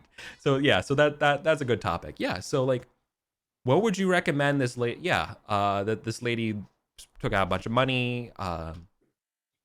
She's eligible, but yeah, she's obviously not well-to-do. My queen, I am so glad that you have asked me for this advice. I have dealt with this many times. Come, let's sit. Have another drink with me. Gwen, can I call you Gwen? This is going to be some very drunken financial advice from Sir Agrivane. Yeah. Which should I roll something? Yeah, for this one is intrigue. This is So the blue line is, and the thing is what you would roll, and I don't know what your intrigue skill is. So I have a 0. That's because I didn't fill out your skills. So I feel like it's like middling. I don't know. Is he very good roll, at intrigue? Let's roll 3d6 plus 1 and see what it is. That should be middling. 12. There you go. All right, so your intrigue skill is 12. You would gain some benefit here for your geniality. I think I have a total of 4 geniality right now. No, you actually would. You gain 1 for each of the additional rounds. So this time you're actually up to 6 now. Oh, okay. Yeah. So because the King of the Bean gives you 3, and this is the 3rd round, and none of the other cards gave you geniality. So. Oh, all right. Yeah. Don't worry about it. It's feast rules. You don't have to worry about it. So you're only an 18, no problem. So the drunken advice is sound. You gotta diversify your plant portfolio. Like you gotta. Let me tell you about crop rotation. Wait. Well, one of my goals is to find someone to fight for in the tournament. Well, I have Queen Guinevere here. Yeah. Would that be weird? To declare to fight? Yeah, no, not at all. To fight for her, or is there like a more plot pertinent person? No, that's perfectly fine. You could, you can declare who you want to fight in the upcoming part of like when we announce everybody for the tournament. Because then that's like when you like will bow and say I'm fighting in honor of blah blah blah. But yeah, I mean Queen Guinevere, super common. like your spouse or somebody, also super common. Fighting in honor of the king, very common. But if you're trying to win the affection of somebody, like Lady Ariette is a good one. And I don't have a name for the lady that you help financial advice. Rianne. Cool. So the Lady Rianne, you could fight for. Also works. Any of these people would be totally fine. There's no like plot driven thing here. This is entirely up to you. I see. I'll probably pick Ariette then. Yeah, but you're an eligible. Yeah, that makes perfect sense. Yeah. Okay. Cool. Oh yeah. All right. So then let's get ready to go to tournament time. Right. So, Arthur, as promised, has announced in a tournament. It will be based on it's a jousting tournament. So you all will be riding in high on your horses, fighting and announcing each other for like this great jousting tournament. We're gonna see who ends up getting matched to who for the day, and seeing who wins. And if you win, you will advance. And if you lose, then you end up you're out. I mean, you would go to just the losers bracket and that kind of stuff. But we're more interested in winners. So, it's the most of the morning is the announcements and the pageantry of the tournament, where everyone gets to come in and declare who they are when they're announced and cheered. You're heralded. This is also the first time. This is a little bit of a retcon, and I wish I would have warned you guys earlier. Coat of arms are becoming more prevalent. You're like noticing, like young knights have coat of arms now rather than just your family's one. So if you want to have that, and you obviously would have whatever it is, like your shield is ready to go. So you would have everything ready to go for this tournament. But in general, everybody's beginning to have these like very, very, very specific. You might have a family coat of arms going back to the Age of Uther, but now everyone has a personal coat of arms, and there's a and kind of like the same clothes situation. Anyone who's too close, there's a lot of like, you're gonna change yours, and they're like, we're gonna actually fight over this. And you actually had you like, this is coming up in the tournament, where like a couple of people with similar coat of arms are fighting for the honor of having the coat of arms. This one, the other one has to change it. Like that's starting to happen. So like you're beginning to see those beginning rumblings. So anyways, I would love to know who people declare who they fight for the king when the heralds trumpets call. Who do you all fight for this tournament? Who do you declare your victory in honor of? And I think we'll go through by glory first, right? So, Orthrin? Yeah. So this is like an appropriate Fighting for like Guinevere. Yeah. I think that's what Gorthrin's going to go with. Like if it's this is the whole courts here. Yeah. Do you do anything challenge. Special to declare it, or is it very much as like imagine there's a crowd of thousands, right? Like kind of in this sort of half arena, like almost like a Coliseum, like jousting setup. It puts Shoulderton's a little training jousting to shame. You know what I mean? Oh, yeah. Yeah, so like when you're brought in here, you get to you're dressed in your brilliant armor as best as it's been shined by your peasants and retinue. And you can just do your like raise of the lance and go on, but you can all a lot of people take off their helmet and declare that this, or have a different exchange. Like for example, some people would put a what do you call it? Not like a handkerchief thing like on the lance and like give it to a lady, or like a flower or something like that, or something that's symbolic of your house. Like all that stuff's totally on the table at this part of the game. So is there something special you want to do for Queen Guinevere here? Yeah. So Gorthrin's going to stand tall in his saddle, take his helmet off, and is going to announce that he is. Let me get this straight in my mind. In honor of our good lady queen's call to honorable action, and to uphold the noble and benevolent virtues of chivalry, I joust in that honor. That's what he's going for. It's like he's doing it specifically like this is for her conception of chivalrous behavior. Yeah. That's where he's going for. I fight for my beautiful wife. Can you move? You're in the way. I'm trying to look at Guinevere. Right. Yeah, that makes perfect sense to me here. Okay. Yeah, and obviously it's well received, and we continue through. Agrivane? I have a question Oh, yeah. before we move on. Sure. So Rodgar, when I was making him, I was making him with a mind towards tournaments and jousting. Yeah. I would like to roll for him in the tournament as well if we can. Yeah, he's here. Like yeah, I was figured he would be, but he's in a different bracket, right? But like way last and right. But everything. Yeah. Who does he fight for? Or what does he he's fight gonna let's see. Rodgar does he fight for you?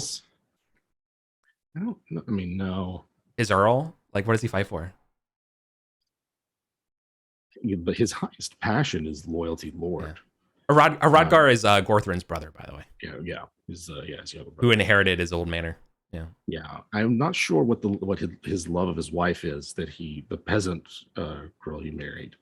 If that's significantly high, he might but I don't have a oh yeah, I don't remember her name. But yeah, I don't even know. I have a stat line for her, but I don't have a passion number. That's fine. I mean, the fact is we know that he's fighting for his wife. Which is awesome. Yeah. Nice. I think Agrivane will ride up to Lady Ariette and present her like with a gorgeous flower crown with like purple and gold flowers that like matches his crest and armor. I don't know. He has like ostentatious decorated armor as well. Oh yeah, it's expressly made for jousting in the tournament and stuff like that. Yeah. Oh, I love that. And we'll declare that he's fighting this tournament in her honor today. If she would but grace him with her good luck or something. I love that. Oh yeah. Absolutely. She graciously lets you put the crown on her head. And like what would be a sign of affection that you allowed to do that's public? Like, what would be like the most public display of affection that's societally permissible? Right, just like bowing at that point. Like just a very nice curtsy. Yeah. And yeah. Yeah, I feel like other people also try to dedicate to her, but like no one else gets the crown, you know what I mean? No one, like she accepts other people's gifts and they're to the side, but the crown here seals the deal. I love that. Colin? So the talk about the new importance of heraldries and stuff and the individual heraldries and this new tournament culture absolutely makes me think of like the mystery knight trope. And I'm wondering if I'm jumping the gun here to have Acewin enter the tournament without heraldry and like Gareth when he knighted Arthur. Yeah. The modest. So do you not maybe there's a role for that? Because I don't know if it's like appropriate at this point in the game, whether the tournament culture has sort of evolved that far, you know? I mean, we've certainly had like the Brown Knight of the Wilds. Like there's plenty of people who've been like relatively anonymous here and there, like a relative few and special. I wouldn't be opposed to it. Yeah. Okay. Yeah. But I will say that I think it's pretty fair that you signed up for the tournament under your name. But then no, I did. So then, like, if they would call you, you wouldn't show up. But then there's like any other latecomers and stuff like that, and that's when like you show up on, the right. So it's so possible that's just what it would look like. They'd be like, oh, so in other words, there would be like that Superman Clark Kent of like, Clark, you should have been there, like blah blah blah. You know what I mean? So, yeah. Yeah, you know what I mean. If you want to do it that way, I think that's the way to do it, Colin. Okay, yeah, I'm gonna do that. and I think Acewin's going to whip out the Knight of Blackwaters. As we're gonna from the bring raid back the area. Knight of Blackwaters. Yeah. Cool. Knight of Blackwaters. Love it. Cool. All right. Let's do a couple rounds then. So let's see who people are going to be fighting against. I feel like it would be fun if Agrivane and Gorthrin would joust each other. They're lined up. Yeah, let's do it. Who is Orthrin? Orthrin is Jim's character. The mountain, both round table. Oh, so like I didn't hear you say the G. Sorry. Sorry. No problem. Yeah. There would be a character named Orthrin in this game. Yeah. Though. Yeah, We've had 100%. like 5 raids. We've got God. Yeah. Oh, Frayed My meta. brain just heard a different name. No problem. Yeah. That was a time. Weren't that many names back then. True. Mm-hmm. I love it. Yeah, I'm down for that. So this is I love this because this is a match that's like maybe this isn't like even like the very first round, right? Like this is like you both have sort of won your first round and you guys are and now this is like the big all eyes on event kind of like they both are super popular, unstoppable force, immovable object, Sunday, you know, you bought the whole sea but all you need is the edge kind of situation, right? This joust is you both are clearly fighting for things higher than yourselves. You know, the only other comments would be like, oh, if only Acewin and Agrivane could if it out, that would be a real chivalry battle. Like, you know, that's the only other thing people would comment about. Like, where is Acewin, by the way? Like, isn't they supposed to be fighting? And like, and then it goes back to, you know, you guys fighting. Anyway, who's this Knight of the Blackwaters fella? Yeah. I love it, the transatlantic accent talking into a trumpet. How in this corner? The Knight of the Blackwaters. He's a bad egg, that one. Weird. Yeah, no. So let's do it. No, Agrivane and Gorthrin. Both of you are also fighting again. Like you guys are in the special horses, the Andalusian Chargers, the special round table, special horses. Cool. Yeah. So Gorthrin is definitely calling upon a passion. Yeah. For this one. Oh, The I want to do that too. For the queen. Yeah. So there's that sort of like circling before you guys like get your first joust last to go. So this is the part when you can kind of definitely call on your passions or like yell at each other, you know, whatever you want. Is you sort of like a nice like, you know, chivalrous honorable circle around the jousting ring. Yeah. Now is Sir Agrivane is this like a is there like a bite to it? Is this just a friendly competition? Like how does, because Gorthrin likes to fight for fun and is otherwise gregarious. Oh, I think Agrivane likes to fight to win. Okay. All right. Try hard in it. That's good. Yeah. So that's his entire angle, you Okay. know. Probably win by any means. All right. Okay. All right. Gorthrin notes the steel and Sir Agravane's gaze. So probably proud.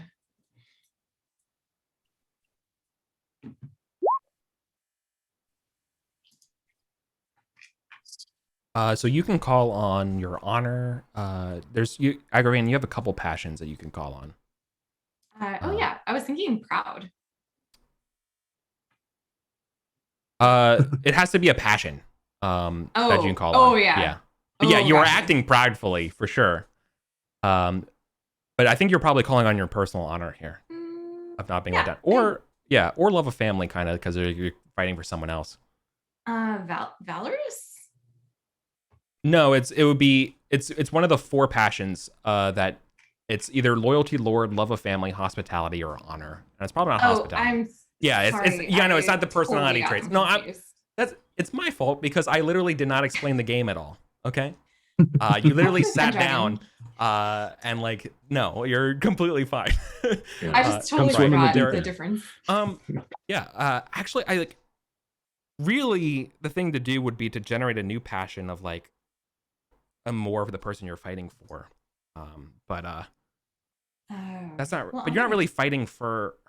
In this circumstance, you're not really fighting for her, and that's kind of like why we're showing this. You're kind of like fighting to win. Yeah. Um. So I think honor makes sense, Yeah. right? Yeah. So go ahead and test honor.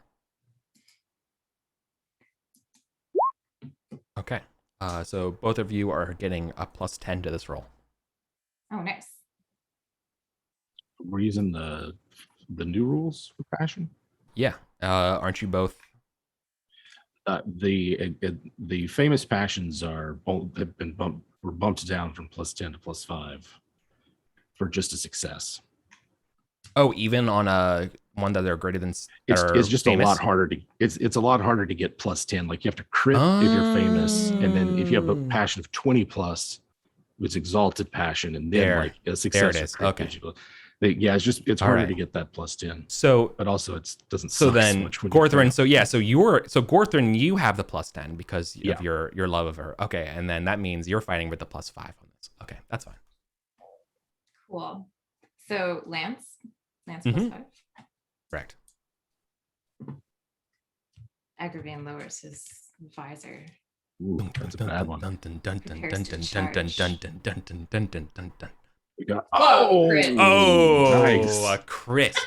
Gorthrin is struck. Unlikely. Gorthrin, I think it's pretty obvious with a crit here that you are unhorsed. I think that's pretty fair, right? Yeah, This is the first time you've ever been unhorsed in a lance. it is. He's been unhorsed in like battle before, but this is like boom in a tournament. And so this is the part where like, what does Agrivane do in Triumph, right? Like you're lording over Gorthrin, who got dehorsed, while like you got hit a little bit, and you stay on, and you're going to win this round, right? Gorthrin lost. Yep. There are so many people surprised, right? This was a huge upset. You were certainly not the favored. You were good, but Gorthrin is just kind of just known as good, like real good, one of the best. So is there anything you want to say in this moment, like rubbing it in, or do you want to be merciful? Like, what do you think you do? I don't think he says anything, but he does do like a yes. It like takes off his helmet and smiles triumphantly and does like a victory round, like riding a circle towards the audience, and sends some gesture to his lady in the audience. Nice. So you're just nothing to Gorthrin at all. Just it's all about just winning and nothing personal, kid. Oh yeah, I guess he would like smirk down at him or something. Sure. Like, Yeah. Okay. Like, of course I won. Yeah.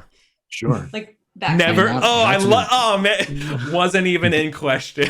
Like that's it right away. Damn.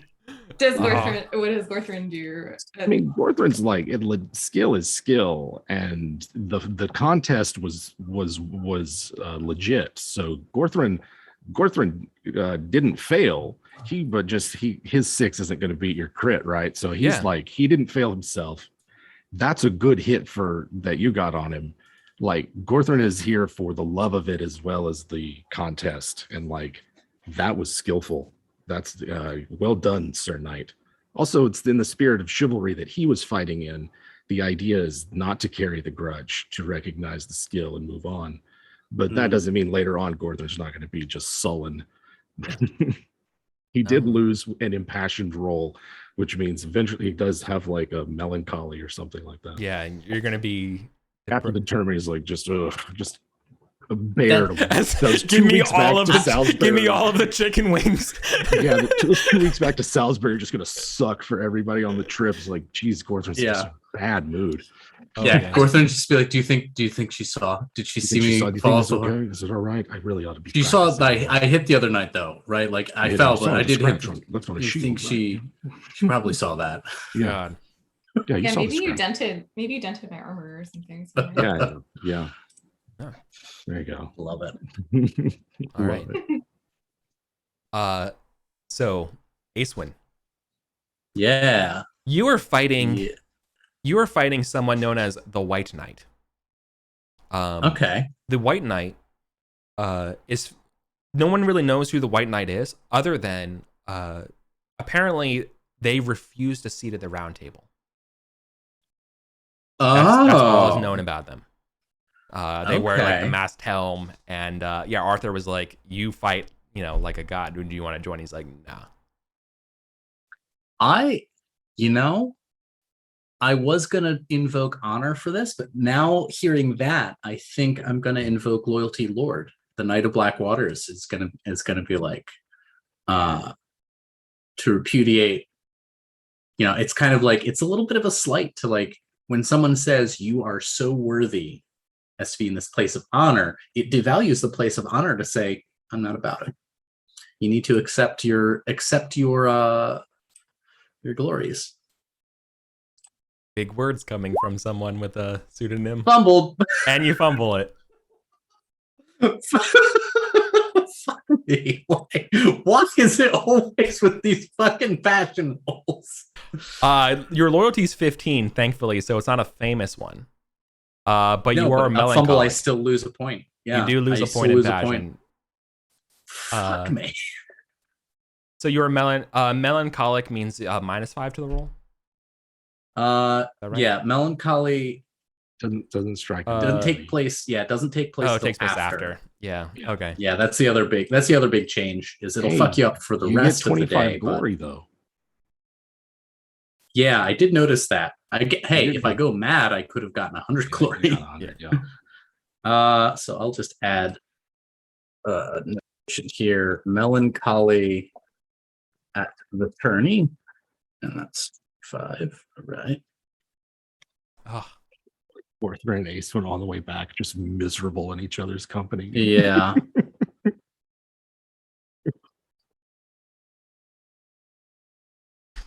Okay, and now I gotta actually roll, don't I? Yeah. White Knight calls on no passions. He needs no passions. Mate. It's not the best win. But you will be unseated in the best of one. Or like maybe you're not unseated, but you lose by points. It's like 5-3 or something like that. And yeah. So by the end of it, but the White Knight, being honorable as he is, will help you up and issues it will issue kind of his own glory and forever modest and make sure you're okay and give you that you fought extremely honorably. Yeah.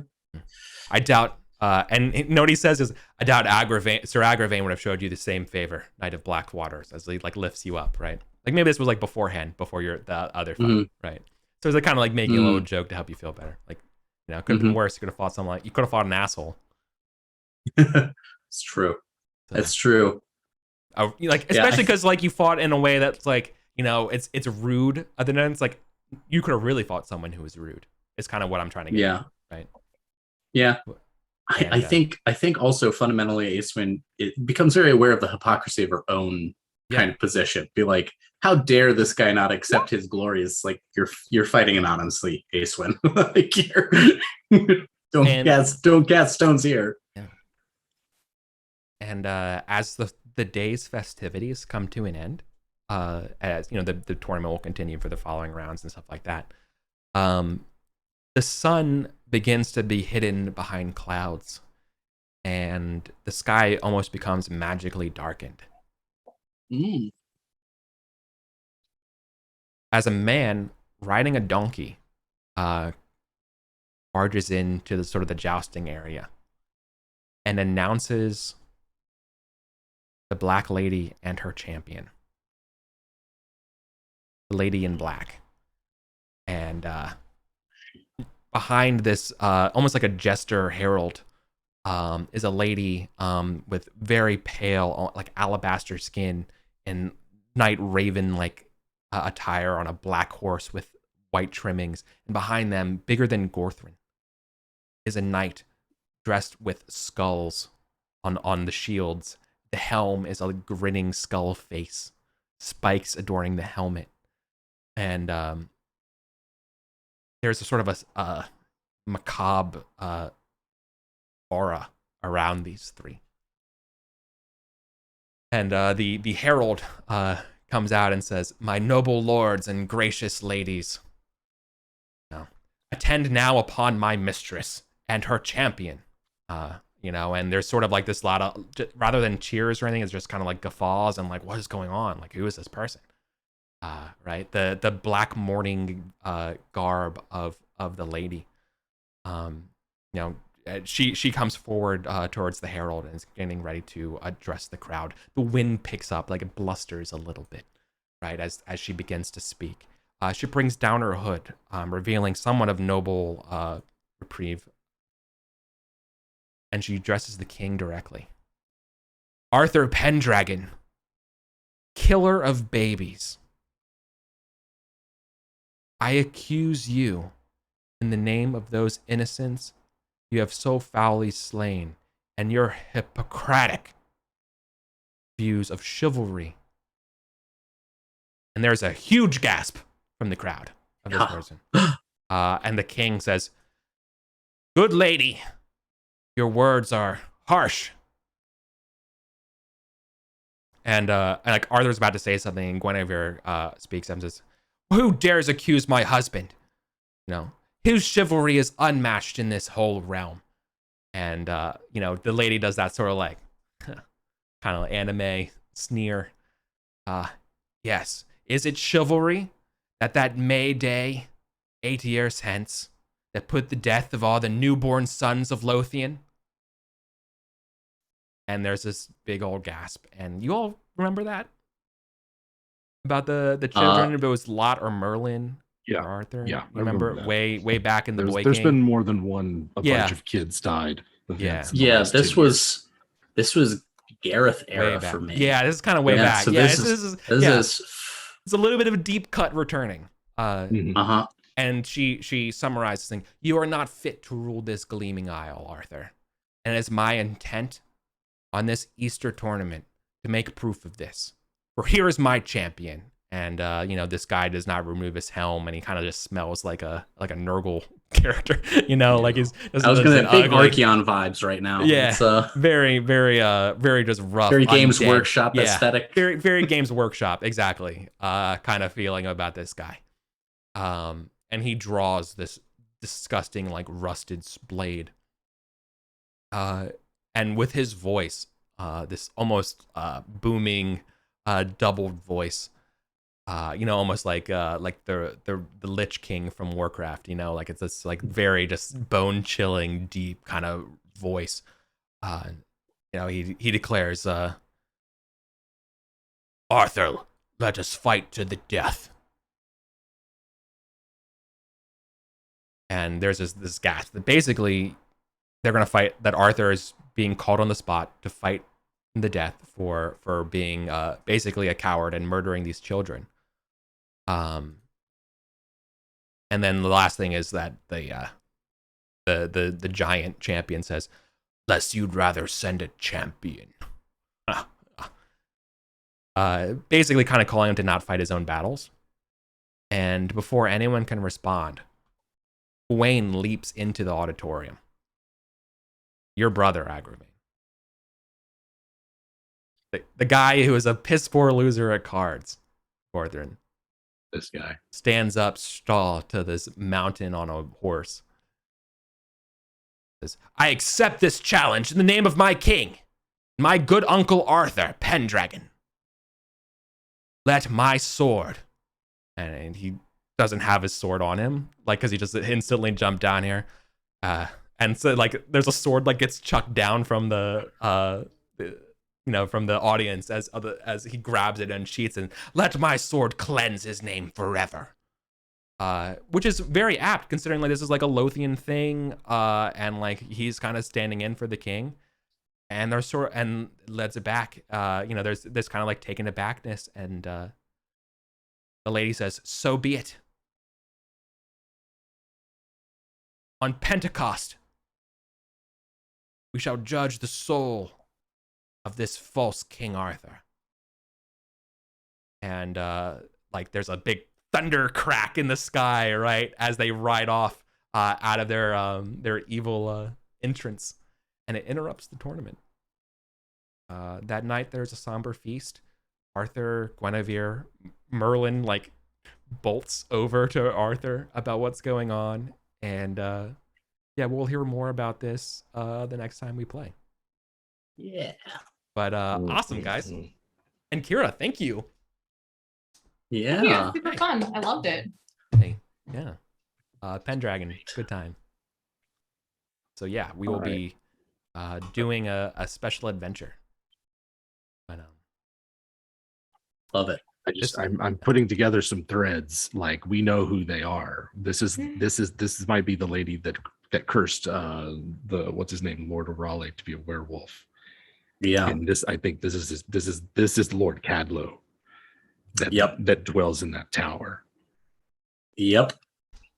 This is the one that the druidess at Stonehenge warned Gorthron about. Yeah, I love it. This is all sort of before Aeswin's time. Yeah. So yeah, So I think she's alluding to some stuff that happened in the past here, but yeah, it's the best stuff. So we love good callback here. We love a good continuity. Yeah. And Kira, don't be a stranger. I'll be happy to have you back sometime. Agrivane or reprising the role or some other time, some other person. Is any special moments tonight? Any shout outs you want to do for anything? Oh, I loved the feast. I want to have more feasts. Yeah. That was a delight. Feasts are fun. Feasts are great. Yeah. And I also sorry for trouncing you so hard. I feel like I rolled really well, or you rolled really. But that's how the contest goes, you know. Like, that's the gamble. It was That's fun. the gamble. Plus 10 isn't a guaranteed to win. So yeah. True. Well, great. Yeah, that was fun. That was really cool. Yeah, so thank you all. Any final remarks from anyone? This is a good one. I like this. This is a good one. This is a real good one. I've been waiting to see when they come up, because I've been revisiting those notes, and like that adventure with the werewolves. Like, yeah, we gotta come back. I told you I was bringing it back, but I had to find the right time. And now that the battles like batted and stuff like that's over, I feel like I can kind of like get into that a little more. I think this is helping set a tone for the new sort of age, right? We're no longer in the Boy King era. We're in a different kind of era, and so we're going to get a different kind of feel. In the same way we got a different feel from the Anarchy and Anarchy to the Boy King. Yeah, where it's like Crusader Kings. Yeah, exactly. So yeah, right. So I'm excited to see where this goes as well. Yeah, this is really fun. If anyone's paying attention, I'm ripping off of an adventure called The Grey Knight. But also it's just an extremely apt adventure for all of our dealings. Actually, Aeswin and Gorthrin, could you, before we go, could you both make an awareness test for me, or like a recognize at like a plus 10? Okay. Either of those would work.